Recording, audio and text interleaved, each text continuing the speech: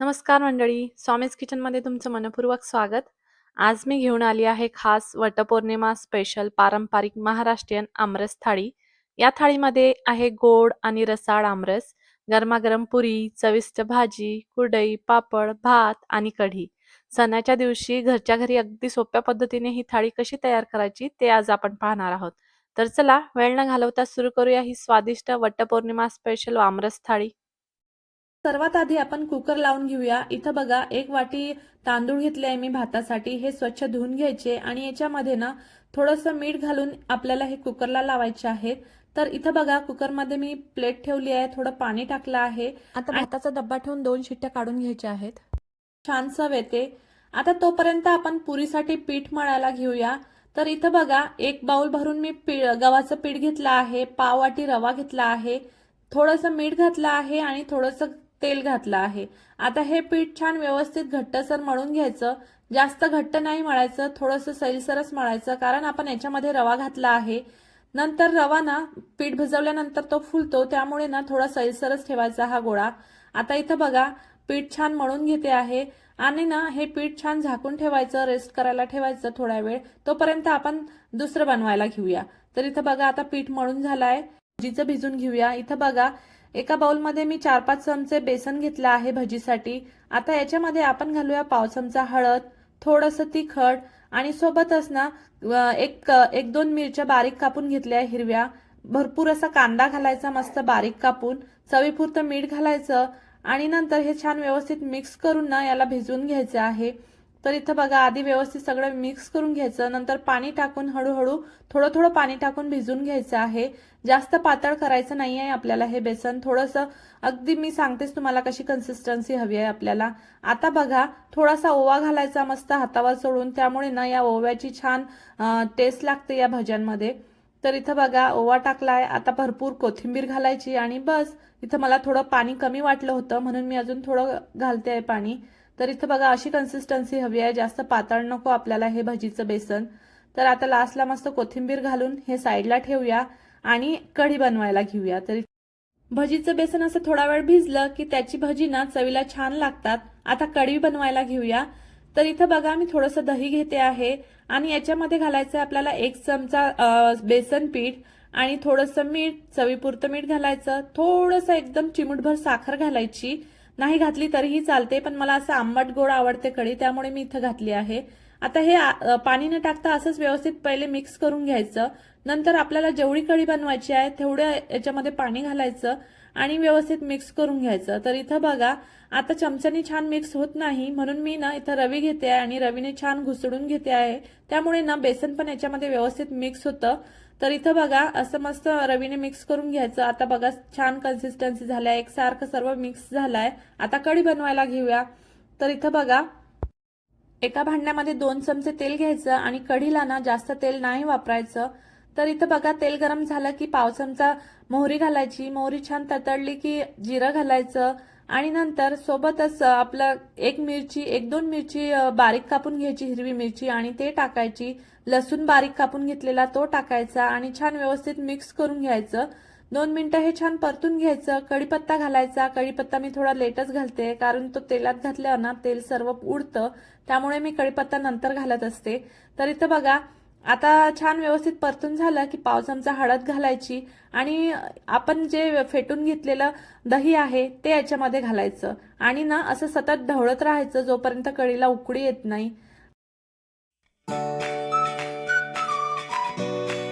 इथं मी ना दही आणि बेसन एकत्र करून छान फेटून घेतलं होतं, त्यामुळे कढीला पण छान स्मूथ टेक्स्चर येतो। आता बघा कढी छान उकळायला लागली आहे, मस्त भरपूर अशी कोथिंबीर घालायची आणि ना इतका छान सुगंध येतोय। आता गरमागरम कढी आणि भात म्हणजे सणाच्या थाळीतले एकदम परफेक्ट कॉम्बिनेशन रेडी आहे।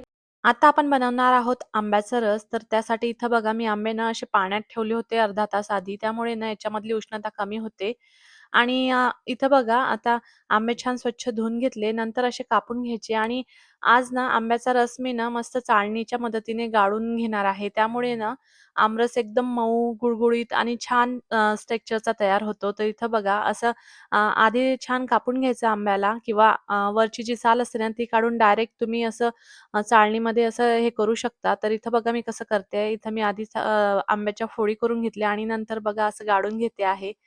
तर एकदम असा मऊ गुळगुळीत टेक्स्चरचा आमरस तयार होतो आणि आता आंब्याचा गर ना चाळणीने असा गाळून घेतला, की त्यामुळे तंतू वेगळे होतात आणि आमरस अधिक मऊ व चविष्ट लागतो. मला आमरस ना चाळणीने गाळून घ्यायला आवडतो, कारण त्यामुळे तो एकदम स्मूथ आणि रेशमी टेक्स्चरचा तयार होतो. पण तुमच्याकडे जर वेळ कमी असेल, तर तुम्ही डायरेक्ट अशा मिक्सरला पण फिरवून घेऊ शकता. इथं बघा मी चाळणीने करते आहे, पण तुम्ही मिक्सरला सुद्धा करू शकता आणि बघा चाळणीने गाळल्यानंतर आमरस किती सुंदर आणि गुळगुळीत दिसतो आहे. अशा आमरसाची चव ना अजूनच अप्रतिम लागते. आता बघा मी थोडीशी साखर टाकली आहे, पिठी साखर. हा आंबा ना आधीच खूप गोड होता, त्यामुळे मी इथं जास्त साखर नाही टाकली, थोडीच टाकली आहे. आता आपला आमरस तर तयार आहे. आता आपण भाजी बनवायला घेऊया. तर इथं बघा आज आपण लाल भोपळ्याची भाजी बनवणार आहोत, म्हणजेच काशीफळ. कोणी त्याला लाल भोपळा किंवा काशीफळ म्हणतं. तर इथं बघा, आधी एक वाटण तयार करायचं आहे. मिक्सरच्या भांड्यामध्ये मी अद्रक, लसूण, कोथिंबीर, हिरव्या मिरच्या 5-6 हिरव्या मिरच्या घेतल्या आहे आणि अर्धी वाटी शेंगदाणे घेतले आहेत. इथं शेंगदाणे थोडे जास्त लागतात. थोडंसं जिरं आणि हे सर्व ना मस्त मिक्सरला फिरवून घ्यायचं आहे जाडसर असं.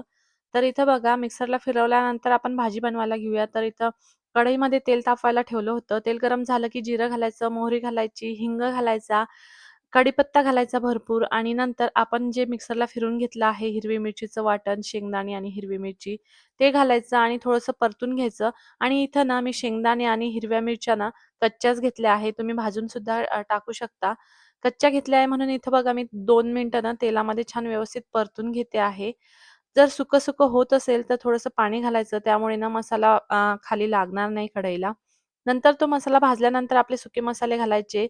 धने पावडर, गरम मसाला, हळद आणि इथं मी ना लाल तिखट अजिबात घेतलं नाही, कारण मी हिरव्या मिरच्या जास्त घेतल्या होत्या. त्यामुळे मी इथं लाल तिखट नाही घालणार आहे. आता हे सर्व मसाला परतून झाला, की याच्यामध्ये आपण कापून घेतलेला लाल भोपळा टाकायचा. असा बघा मी कापून घेतला होता आणि आधी स्वच्छ धुवून नंतर कापून घेतला आहे.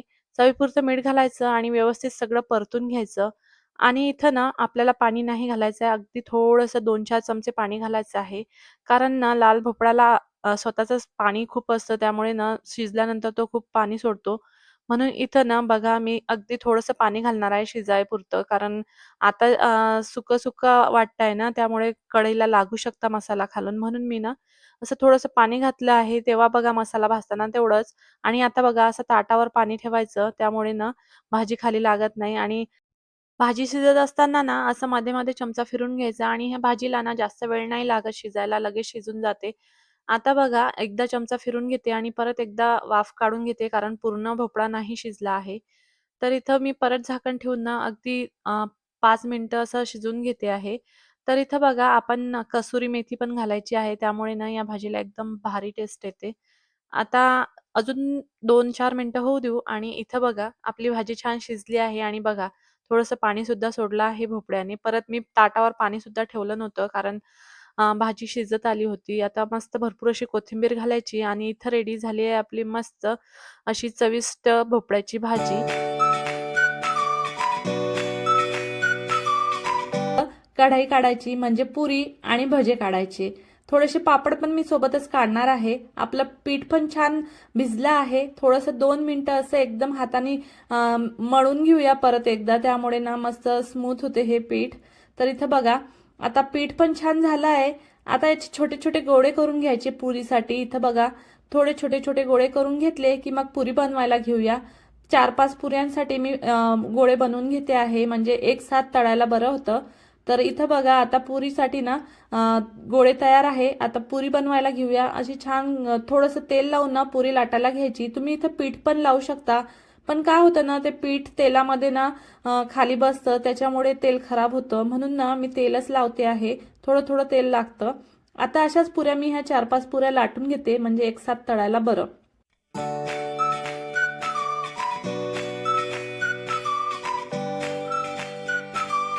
आता आपलं तेल गरम झालं का बघूया. पिठाचा थोडासा गोळा घेतला, तेलामध्ये टाकला, तो लगेच वर आला म्हणजे आपलं तेल छान गरम झालाय. तर सर्वात आधी मी ना कुरळी पापड तळून घेते आणि कुरळी तळताना लक्षात ठेवायचं की तेल खूप छान गरम पाहिजे, जास्त गरम पाहिजे कुरळीला तळताना. त्यामुळे ना कुरळी छान फुलते आणि आपली थाळीमध्ये कुरळी पापड तर हवेच ना, म्हणून पापड पण तळून घेते.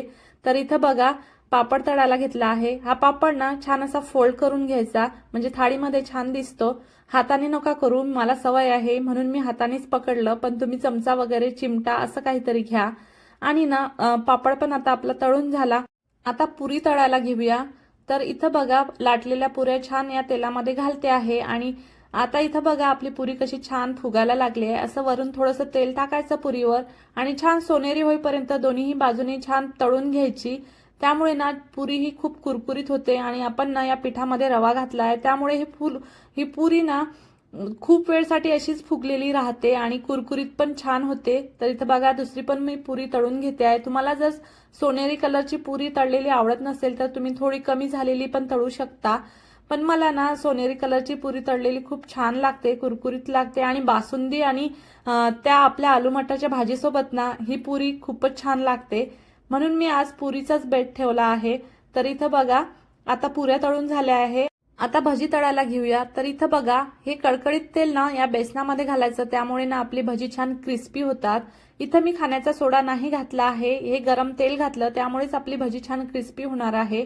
आणि भजी तळताना ना तेल छान तापलेलं हवं आहे, नाहीतर भजी ना छान व्यवस्थित तळली जात नाही. आणि भजी टाकल्यानंतर गॅस मीडियम ठेवायचा म्हणजे भजी आतून छान व्यवस्थित होतात. आणि भजीचं बॅटर ना खूप पातळ किंवा खूप घट्ट नसावं, मध्यम ठेवला की भजी छान क्रिस्पी होतात. आणि एका वेळी खूप भजी तेलात टाकू नका, नाहीतर नीट तळल्या जात नाही, छान क्रिस्पी होत नाही. आता भजी बघा दोन्ही बाजूने सोनेरी रंग येईपर्यंत तळा आणि तळून झाल्यावर टिश्यू पेपरवर काढा, त्यामुळे एक्स्ट्रा तेल निघून जातं. तर इथं बघा आपली भजी छान तळून झाली आहे, आपण काढून घेऊया. आता गरमागरम भजी पण रेडी झाली आहे. भजी तळत असताना ना भजी तेलात जेव्हा आपण टाकतो तेव्हा जास्त घाई करायची नाही उलटायची, आधी त्यांना छान सेट होऊ द्यायचं, नंतर त्याला उलटायला घ्यायचं. तर इथं बघा इथं सगळी मी भजी काढून घेतली आहे एका टिश्यू पेपरवर. परत एकदा थोडीशी भजी तळून घेऊया. आणि आता इथं रेडी झालाय आपला पूर्ण महाराष्ट्रीयन थाळीचा स्वयंपाक. आता बघा आपण सर्व करायला घेऊया.